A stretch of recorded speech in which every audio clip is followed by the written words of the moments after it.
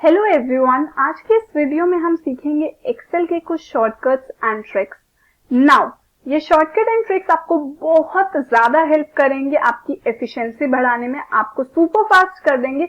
ऐसे ट्रिक्स और शॉर्टकट्स की हेल्प से आपको चीजें मैन्युअली नहीं करनी पड़ेंगी। एक्सेल में आपको टूल्स एंड ट्रिक्स पता चल जाएंगे जिसकी वजह से आपका एफिशिएंसी बहुत ज्यादा बढ़ जाएगा। अगर आपने अभी अभी एक्सेल सीखना शुरू किया है, मतलब अगर आप बिगिनर है, तो आपके लिए डेफिनेटली ये वीडियो डेफिनेटली मस्ट है।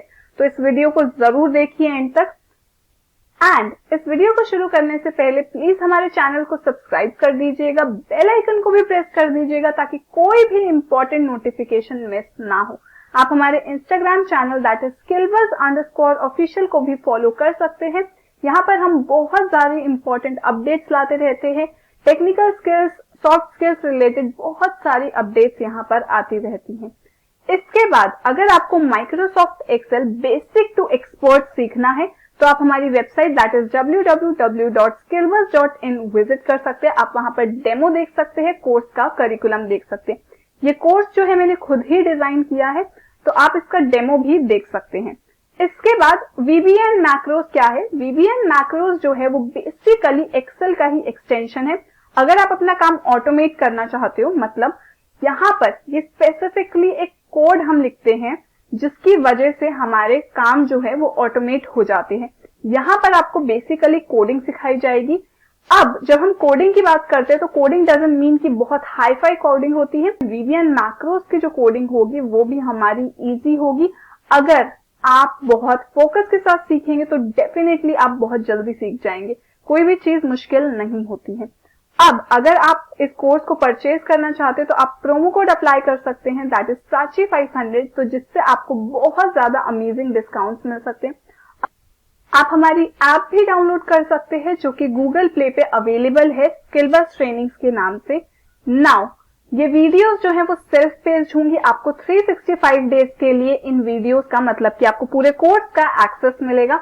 आपको एक प्रोजेक्ट मिलेगा जिससे आपकी अंडरस्टैंडिंग बेटर हो पाएगी। मतलब आपने जितना भी सीखा आप उस प्रोजेक्ट पे अप्लाई करोगे तो आपकी ऑब्वियस सी बात है अंडरस्टैंडिंग बहुत अच्छी हो जाएगी।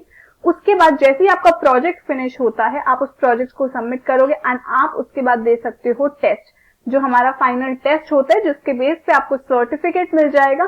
एंड ये सर्टिफिकेट जब आप अपने रिज्यूमे में लगाओगे तो आपको एक प्लस पॉइंट मिल जाएगा, क्योंकि आपने एक अलग से एक स्किल सीखी हुई है, तो ऑब्वियसली वो एक प्लस पॉइंट आपके रिज्यूमे में ऐड कर देगा। अगर आपको लगता है कि आप कैसे अपने डाउट्स पूछोगे तो डाउट फोरम भी हमारा है, जिसमें आपको 24 to 48 आवर्स के अंदर आपके डाउट्स का आपको रिस्पॉन्स मिल जाएगा। तो आपको ये वरी करने की बिल्कुल भी जरूरत नहीं है कि क्या हमारे डाउट्स का आंसर हमें मिलेगा या नहीं। तो चलिए इसी के साथ अब शुरू करते हैं अपना वीडियो। तो आज का जो हम पहला टूल सीखेंगे वो है फ्लैश फिल। मान लीजिए आपके पास बहुत सारे स्टूडेंट्स का डेटा है और आपको काम दिया जाता है कि आपको इनको फर्स्ट नेम और लास्ट नेम अलग अलग कॉलम में सेपरेट करके लिखना है। तो अभी जो मेरे पास डेटा है उसमें मेरे पास 40 स्टूडेंट्स का डेटा है। तो शायद आप लोग सोचेंगे ठीक है मैनुअली टाइप कर लेते हैं। मैनुअली टाइप करने में मैक्सिमम 30 मिनट्स लग जाएंगे। अगर किसी की स्पीड स्लो भी है तो 40 मिनट में हम पूरा काम कर सकते हैं। लेकिन अगर यही डेटा मेरे पास 1000 बच्चों का होता, 10,000 बच्चों का होता, लाख बच्चों का होता, और अगर हम फिर भी इसे मैनुअली टाइप करना शुरू करते तो हमारे टाइपिंग एरर्स होने के बहुत चांसेस थे। सेकेंडली हमारा बहुत ज्यादा टाइम वेस्ट हो जाता। हमें ये काम करने में 6-7 घंटे लग जाते। अगर लेट सपोज हमारे पास 1 लाख एंट्रीज होती, 6-7 से भी ज्यादा ही टाइम लग जाता। तो इसी चीज से बचने के लिए हमारे पास एक्सेल में एक बहुत ही अच्छा टूल है जिसका नाम है फ्लैश फिल। अब हम देखेंगे कि फ्लैश फिल हम कैसे अप्लाई करते हैं। तो हम लोग पहले हेडिंग्स डाल लेंगे। अब फ्लैश फिल टूल को रन करने से पहले हमें थोड़ा सा प्री वर्क करना होता है। उस प्री वर्क में क्या आता है कि जो हमारी पहली एंट्री है उसका फर्स्ट नेम हमें मैनुअली खुद टाइप करना होगा। तो हमने जो मैनुअली खुद टाइप किया, इसके बाद हम रेडी है फ्लैश फिल टूल यूज करने के लिए। वो कैसे अप्लाई करेंगे? डेटा के टैब में हम लोग जाएंगे। डेटा के टैब में डेटा टूल्स के सेक्शन में हमें मिलेगा फ्लैश फिल। हम फ्लैश फिल पे क्लिक करेंगे एंड ये ऑटोमेटिकली हमारे सारे फर्स्ट नेम फिल कर देगा। तो अब चाहे 40 डेटा हो, चाहे 1000 हो, चाहे 1 लाख स्टूडेंट्स का डेटा हो, हमें सिर्फ और सिर्फ 1 सेकेंड लगेगी पूरा डेटा फिल करने में। अब हम सेम लास्ट नेम के साथ करेंगे, हम लोग थोड़ा सा प्री वर्क करेंगे एंड इसके बाद हम जाएंगे डेटा टैब में। डेटा टैब से हम जाएंगे डेटा टूल्स में और डेटा टूल्स में हमें मिलेगा फ्लैश फिल का ऑप्शन। हम लोग डेटा टूल्स से फ्लैश फिल के ऑप्शन की जगह हम लोग डायरेक्ट एक शॉर्टकट भी यूज कर सकते हैं विच इज Ctrl+E। तो हम दोनों चीजें यूज कर सकते हैं। हम डेटा में जाके डेटा टूल्स में जाके फ्लैश फिल पे भी क्लिक कर सकते हैं और हम सेकेंडली Ctrl+E का शॉर्टकट भी यूज कर सकते हैं। तो आप देख रहे हैं कि मेरा सारा लास्ट नेम फिल हो गया। तो मैंने जो काम मुझे शायद 30-40 मिनट में करना होता वही काम मैंने सिर्फ और सिर्फ 2-3 मिनट में कर दिया। अब हम लोग फ्लैश फिल का ही एक और एग्जाम्पल देखेंगे। मान लीजिए अब आपके पास काम है कि आपको इनके पिन कोड्स लिखने हैं, फोन नंबर्स लिखने हैं, ईमेल आईडी लिखने हैं। जैसे कि आप देख रहे हो कि एड्रेस में पिन कोड्स हैं और हमें इन्हें पिन कोड्स को सेपरेट करके एक सेपरेट कॉलम में लिखना है। कॉन्टैक्ट डिटेल्स में हमारे पास फोन नंबर और ईमेल आईडीज एक साथ है और मुझे एक सेपरेट कॉलम में कॉन्टैक्ट डिटेल्स चाहिए, एक सेपरेट कॉलम में मुझे ईमेल आईडी चाहिए। तो मैं कैसे करूँगी? तो हम लोग हेडिंग्स डाल लेंगे।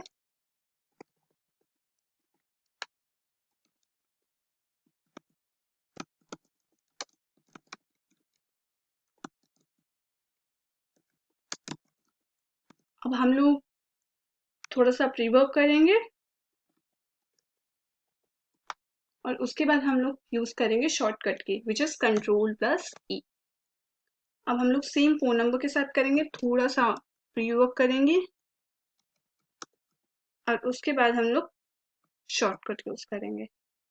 सेम हम लोग ईमेल आईडी के साथ करेंगे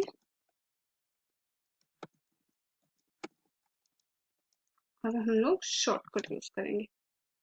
अब आप लोग सोच रहे होंगे कि ये फ्लैश फिल टूल कैसे रन करता है। अब फ्लैश फिल टूल क्या करता है, जैसे ही मैंने फर्स्ट नेम मैन्युअली टाइप किया, इसने सेंस कर लिया कि मुझे नेम वाले कॉलम से फर्स्ट नेम में सिर्फ अपना फर्स्ट नेम चाहिए। जैसे ही मैंने मैन्युअली अपना फर्स्ट नेम लिखा, इसने पैटर्न सेंस किया कि मैं इस वाले कॉलम से दूसरे वाले कॉलम में सिर्फ फर्स्ट नेम लेना चाहती हूँ। और जैसे ही मैंने फ्लैश फिल रन किया तो इसने ऑटोमेटिकली जो हम करना चाह रहे थे उसी पैटर्न को सेंस करके सेम चीज कर दी। इसने सेम चीज लास्ट नेम के साथ की। अब पिन कोड में इसने क्या किया, जैसे ही मैंने first pin code manually enter किया, इसने एक पैटर्न सेंस किया कि हम एड्रेस वाले कॉलम से एक 6 डिजिट का कोड पिन कोड वाले कॉलम में लिखना चाहते हैं और इसने उस पैटर्न को सेंस किया और ऑटोमेटिकली पूरा फिल कर दिया। सेम इसने फोन नंबर्स के साथ किया एंड सेम इसने ईमेल आईडीज के साथ किया। अब जो हम दूसरा टूल सीखेंगे वो है find and replace the tool. अब मान लीजिए मुझे काम मिलता है कि मुझे कॉन्टैक्ट डिटेल्स में से सिर्फ और सिर्फ फोन नंबर्स चाहिए, मुझे ईमेल आईडीज नहीं चाहिए। अब मैं सेम इस काम को करने के लिए फ्लैशफिल टूल भी अप्लाई कर सकती हूँ। मैं एक अलग से कॉलम बनाऊंगी, मैं जैसे थोड़ा प्री वर्क करूंगी उसके बाद फ्लैशफिल रन करूंगी। बट अपार्ट फ्रॉम दैट मैं यहाँ पे find and replace the tool भी अप्लाई कर सकती हूँ। वो कैसे अप्लाई करते हैं, उसके लिए सबसे मेन चीज है कि आप डेटा सेलेक्ट कर लें। अगर आप इस टूल को रन करने से पहले डेटा नहीं सेलेक्ट करेंगे तो जब आप टूल को अप्लाई करेंगे तो जो भी आप चीज करेंगे वो आपकी पूरी शीट में अप्लाई होगा। तो आप पहले डेटा सेलेक्ट कर लीजिए। इसके बाद हम जाएंगे होम में एडिटिंग सेक्शन में हमारे पास है फाइंड एंड सेलेक्ट। इसमें हम जाएंगे रिप्लेस में। अब हम लगाएंगे कॉमा और हम लगाएंगे एस्ट्रिक और हम कर देंगे रिप्लेस ऑल। अब इसने कैसे काम किया, जब मैंने कॉमा लगाया तो फाइंड एंड रिप्लेस टूल ने लेफ्ट टू राइट पहला कॉमा सर्च करना शुरू किया। जैसे ही उसे पहला कॉमा मिला वो स्टॉप हो गया। एस्ट्रिक हमने इसलिए लगाया, asterisk is a wild card in find and replace the tool. जैसे ही मैंने एस्ट्रिक लगाया इसने कॉमा के बाद का पूरा डेटा डिलीट कर दिया। अब मान लीजिए आपके पास डाउट है कि यार मुझे ईमेल आईडीज चाहिए, मुझे फोन नंबर्स नहीं चाहिए, तो मैं क्या करूंगा या करूंगी। तो अब हम क्या करेंगे, हम डेटा सेलेक्ट करेंगे। जैसे कि मैंने आपको बताया था डेटा सेलेक्ट करना बहुत ज़रूरी है। अब rather than going home editing section and then replace, मैं शॉर्टकट यूज करूंगी। शॉर्टकट क्या है, Ctrl+H। मैंने शॉर्टकट अप्लाई किया और मेरा डायलॉग बॉक्स खुद से ओपन हो गया। अब मैं क्या करूंगी, मैं पहले एस्ट्रिक लगाऊंगी इसके बाद मैं कॉमा लगाऊंगी। अब ये क्या करेगा, ये लेफ्ट टू राइट सर्च करना शुरू करेगा, पहला कॉमा ढूंढेगा, स्टॉप हो जाएगा, कॉमा से पहले का डेटा डिलीट कर देगा क्योंकि मैंने एस्ट्रिक पहले लगाया, एस्ट्रिक से ये डेटा को पहले का डिलीट कर देगा। अब हम रिप्लेस ऑल कर, तो अब हमारे पास सिर्फ और सिर्फ ईमेल आईडीज रह गई है। तो अब मेरे पास सिर्फ और सिर्फ ईमेल आईडीज रह गई है। अब हम find and replace the tool को एक और तरीके से अप्लाई करेंगे, मतलब हम इसका एक और वाइल्ड कार्ड सीखेंगे। जैसे asterisk is one of the wild card of find and replace the tool, अब हम सेकेंड वाइल्ड कार्ड सीखेंगे।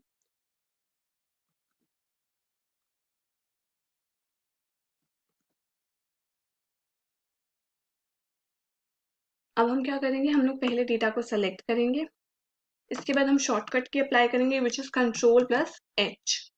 अब हम क्या करेंगे, जो हमारा सेकेंड वाइल्ड कार्ड है वो है क्वेश्चन मार्क।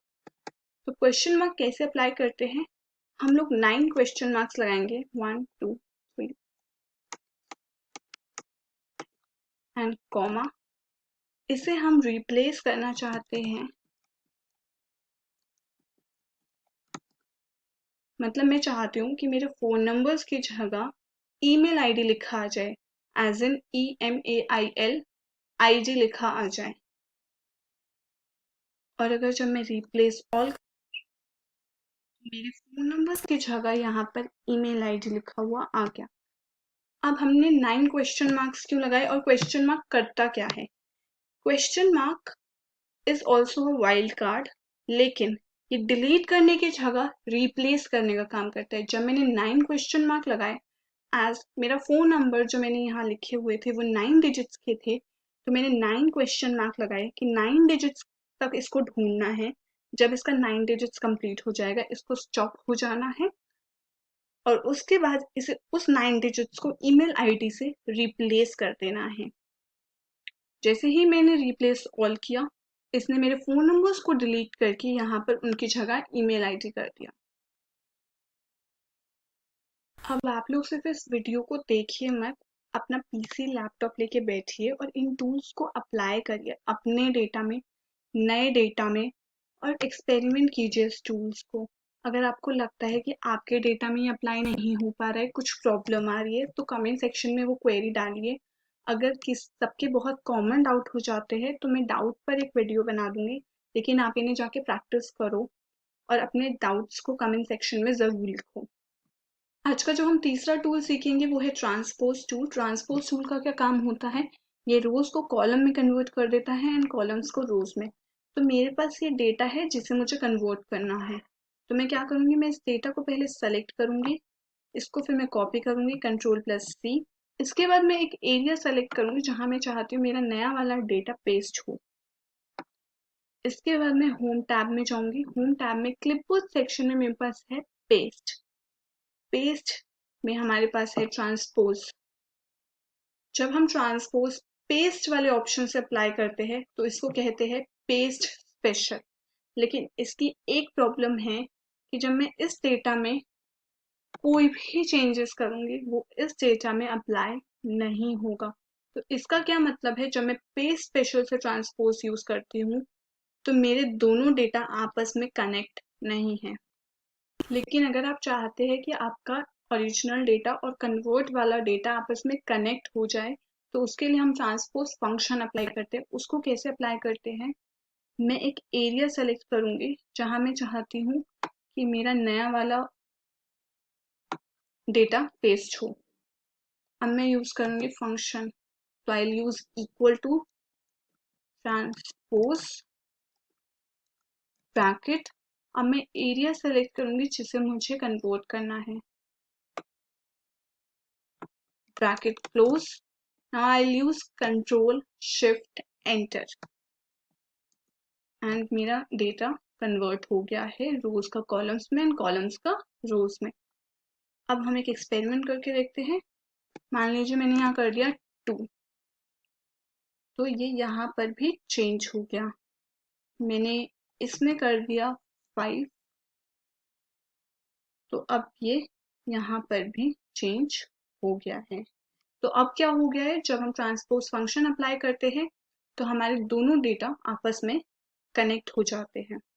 तो आज हमने सीखे 3 टूल। अब मैं तीनों टूल्स की एक समरी दे देती हूँ जल्दी से। पहला हमने सीखा फ्लैशफिल। फ्लैशफिल टूल को रन करने से पहले हमें थोड़ा प्री वर्क करना होता है। हमने पहले एंट्री का हमें मैनुअली टाइप करना पड़ता है, उसके बाद हम फ्लैशफिल टूल को रन कर सकते हैं। उसको रन करने के लिए हम डेटा में जाएंगे, डेटा टूल्स में हमें मिलेगा फ्लैशफिल। उसके अलावा हम लोग एक शॉर्टकट की भी यूज कर सकते हैं, विच इज Ctrl+E। सेकेंड हमने सीखा है find and replace tool. Find and replace tool को अप्लाई करने से पहले जिस डेटा में हम चाहते हैं फाइंड एंड रिप्लेस टूल को लगाना, उस डेटा को सेलेक्ट करते हैं। इसके बाद हम जाते हैं होम में। होम में हमें एडिटिंग सेक्शन में find and replace the tool मिलता है, जिसमें एक डायलॉग बॉक्स ओपन होता है। हम अपने अकॉर्डिंग जो भी हम चाहते हैं उसके अकॉर्डिंग हम वाइल्ड कार्ड यूज करते हैं, एस्ट्रिक और क्वेश्चन मार्क।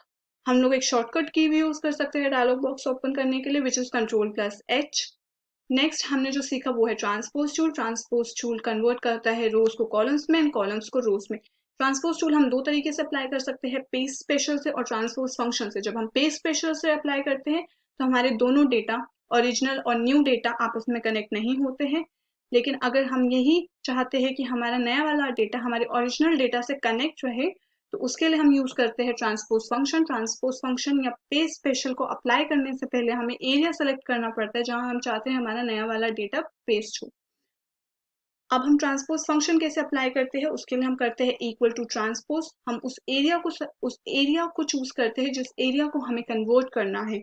हमने उस एरिया को कन्वर्ट को हमने सेलेक्ट किया, ब्रैकेट क्लोज किया, उसके बाद हम यूज करते हैं Ctrl+Shift+Enter और हमारा ट्रांसपोज फंक्शन अप्लाई हो जाता है और मेरा न्यू और ओरिजिनल डेटा आपस में कनेक्ट हो जाता है।